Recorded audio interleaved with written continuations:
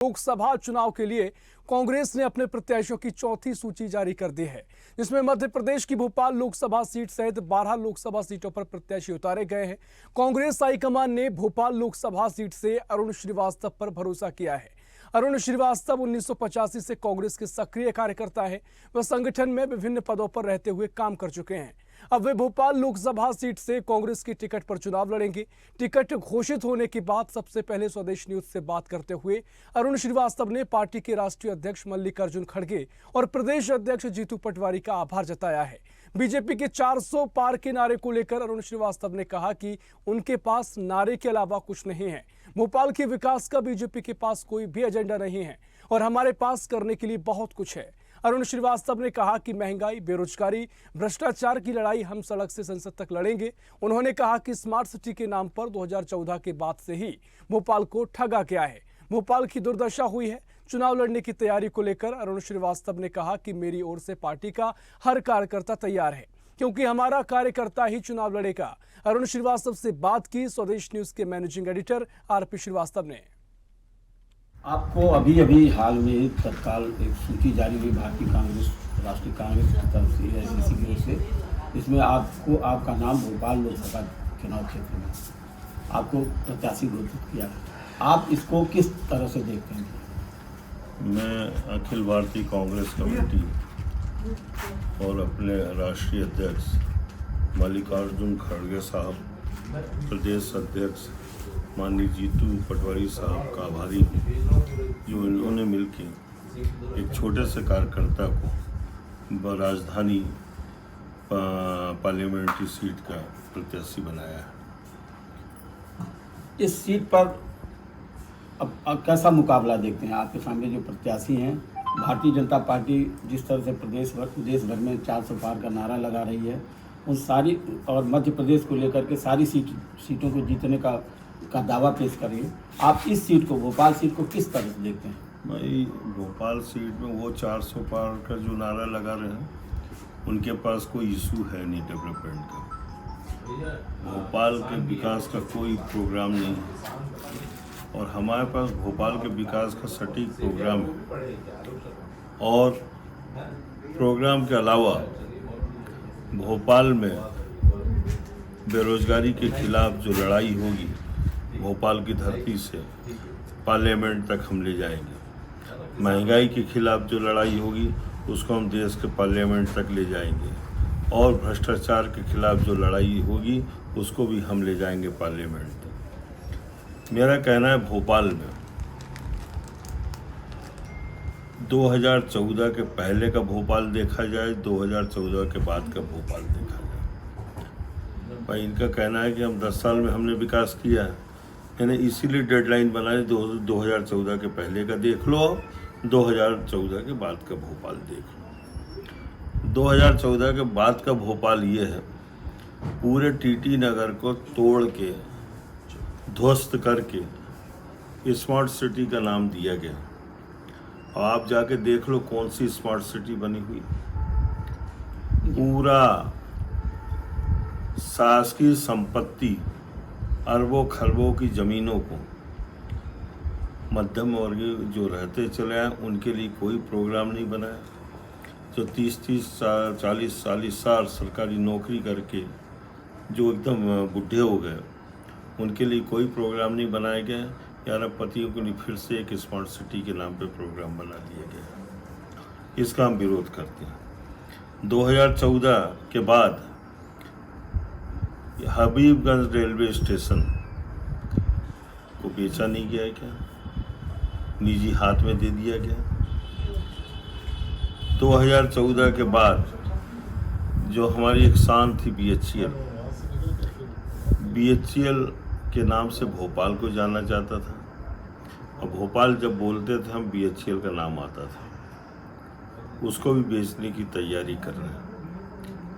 मैं आपको बता देना चाहता हूँ कि जिस रोज़ बीएचईएल का निजीकरण की बात की जाएगी, उस बात को कांग्रेस हिंदुस्तान के पार्लियामेंट में उठाएगी और पुरजोर विरोध करेंगे। भैया एक बात और भी है, आपने अभी कहा कि आप जैसे साधारण कार्यकर्ता पर कांग्रेस पार्टी ने विश्वास जताया, तो क्या ऐसी वजह थी जो पिछले बार जो भी चुनाव हुए जिनमें ऐसे कार्यकर्ताओं को जगह नहीं मिल पा रही थी, आप पर विश्वास जताया? क्या कारण हो सकता है कि आप जैसे कार्यकर्ता पर कांग्रेस पार्टी ने भी विश्वास जताया? मैं बड़ी साफ बात बोलूँ, जब कार्यकर्ता जाकर टिकट मांगता है कि मुझको पार्लियामेंट का टिकट दिया जाए, एक कार्यकर्ता वो होता है। अब मैंने पार्लियामेंट का टिकट नहीं मांगा। हमारे प्रदेश कांग्रेस अध्यक्ष जीतू पटवारी जी ने एक रोज़ मुझको पूछा, अरुण भैया आपकी क्या तैयारी है? मैंने कहा मेरी एक कार्यकर्ता की तैयारी है और जिला कांग्रेस कमेटी का मैं अध्यक्ष हूँ, और जिसको भी आप बोलें, जिसको भी आदेश दें, हम उसके लिए खड़े हैं। आपका सोचा जाए। मैंने कहा अगर मेरा सोचते हो आप, तो आदरणीय राजा साहब से, दिग्विजय सिंह जी से भी बात कर लेना आप। लेकिन मैं बात किसी से नहीं, मैं आपसे भी बात नहीं कर रहा हूँ। तो इसलिए जो साधारण कार्यकर्ता की बात निकली है, यह हमारे नेताओं ने हम पे भरोसा किया, इसलिए मैं बोल रहा हूँ साधारण से कार्यकर्ता को टिकट दिया गया। अच्छा, और कार्यकर्ता चुनाव लड़ रहा है, कार्यकर्ता चुनाव लड़ेंगे।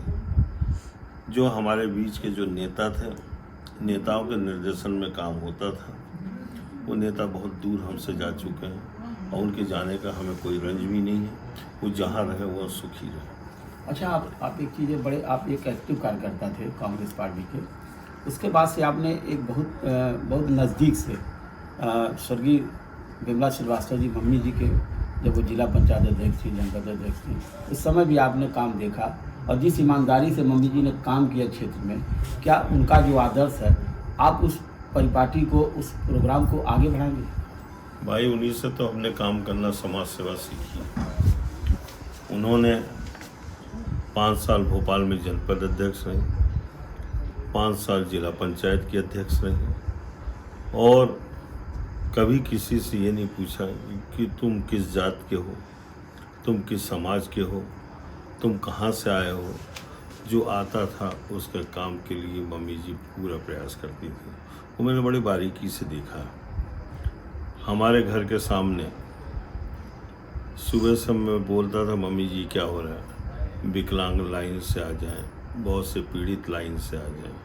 वो उतर के और सबकी एक एक की समस्या सुनती थी, उसका निराकरण करवाती थी। मैंने बड़े बारीकी से देखा है। और लोग जब गांव-गांव में जाते थे, आज भी उनका नाम मम्मी जी के नाम से लेते हैं। उनके नाम से हमें सम्मान महसूस होता है, उनके नाम से हमें गर्व महसूस होता है, और उस चीज़ को हम आगे बढ़ा रहे हैं। एक चीज़ और है, मम्मी जी की छवि हमेशा एक ईमानदार और एक स्वच्छ छवि रही है, और अभी भी ग्रामीण क्षेत्रों में हम लोग जाते हैं, बातचीत करते हैं, तो लोगों की एक जो है उनकी मिसाल देते हैं। अब ये जो लोकसभा है, अगर इस चुनाव में आपको जीत मिलती है, तो क्या पूरे भोपाल की पूरी जनता के लिए आप उसी समर्पण भाव से काम करेंगे? भाई, नेता का काम सेवा होता है, और नेता जब किसी भी थोड़े सत्ता में आ जाता है, किसी संसद सदस्य के रूप में आ जाए, विधायक के रूप में आ जाए, मंत्री के रूप में आ जाए, तो जनता के प्रति समर्पण हो जाता है। तो जहाँ अगर जनता चुनने के बाद में एक समर्पित भावना से मैं काम करूँगा। मतलब ये कि आप समर्पण के साथ काम करेंगे, ईमानदारी से काम करेंगे। और दूसरी एक सबसे बड़ी बात है कि एक अंतिम सवाल आपसे मैं पूछ रहा हूँ, जो आपके सामने कैंडिडेट हैं, वो यहाँ के महापौर भी रहे, उनका कार्यकाल भी देखा होगा आपने, यहाँ के लोगों ने देखा होगा, आप उनके सामने अपने आप को कहाँ खड़ा करते हैं? मैं उनके कार्यकाल, उनने क्या किया है, वो क्या है क्या नहीं है, इसमें नहीं जाना चाहता। मेरा ये कहना है कि इसका आकलन मैं नहीं करूँगा, इसका आकलन जनता करती है। उनका कार्यकाल का आकलन जनता करेगी। पिछला जो 5 साल गया है, और 5 साल के पहले 10 साल चले जाओ, आपने कभी संसद सदस्य के रूप में भोपाल में सांसद देखा है क्या?